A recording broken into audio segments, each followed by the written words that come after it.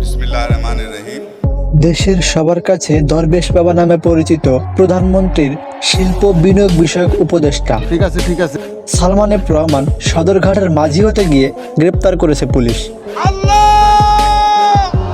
কি অদ্ভুত ব্যাপার তাই না? মাসে মাসে হজ করা এই দরবেশ বাবা কার বুদ্ধিতে পাকা চুল কালো রং করে ও মুখ ভর্তি দাড়ি কাটলেন? চলুন এবার আসি দরবেশ বাবা সালমান এফ রহমান চলমান দেশের রাজনীতি পরিস্থিতি দেখে বেসামাল হয়ে যান। আজরাইল তার চারপাশ দিয়ে ঘুরতে থাকেন। ঘুমের ঘরে মাঝে মধ্যে ছাত্রদের গণপিটানোর চিত্র ভেসে উঠলে থরফর করে ওঠে। সাবেক প্রধানমন্ত্রী শেখ হাসিনা দেশ ছাড়ার পর নিজেকে এতিম ভাবতে শুরু করেন। বিসমিল্লাহিররহমানিররহিম।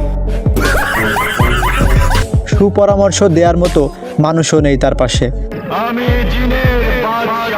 বাসার কাজের লোকের বুদ্ধিতে মুখ ভর্তি দাড়ি ও পাকা চুল কালো রং করেন এই দরবেশ বাবা, এবং কাজের বুয়ার বুদ্ধিতে সদরঘাটের মাঝি সেজেও তার কুকীর্তির মুখোশ ধরা পড়ে গেল আইনের চোখে।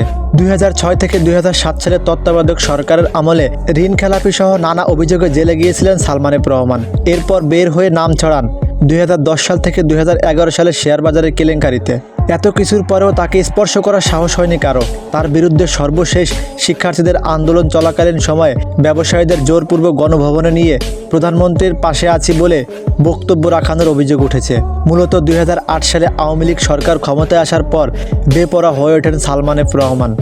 শিল্প প্রতিষ্ঠানের মালিক, ব্যবসায়ী নেতার পর 2018 সালে এমপি ও টানা দুইবার প্রধানমন্ত্রীর উপদেষ্টা হন। এই দরবেশ বাবা মেক্সিকো কোম্পানিরও মালিক। নিজের অপকর্মকে ধামাচাপা দিয়ে যান বাঁচাতে কাজের বুয়াকে বানালেন উপদেষ্টা, কিন্তু তাতেও তার কাজ হলো না। এখন রিমান্ডে কেমন আছেন আমাদের দরবেশ বাবা তা নিয়ে আমাদের পরবর্তী ভিডিও তৈরি হচ্ছে। আশা করি সবাই সাবস্ক্রাইব ও লাইক দিয়ে আমাদের পাশে থাকবেন। ভালো থাকবেন এবং সুস্থ থাকবেন।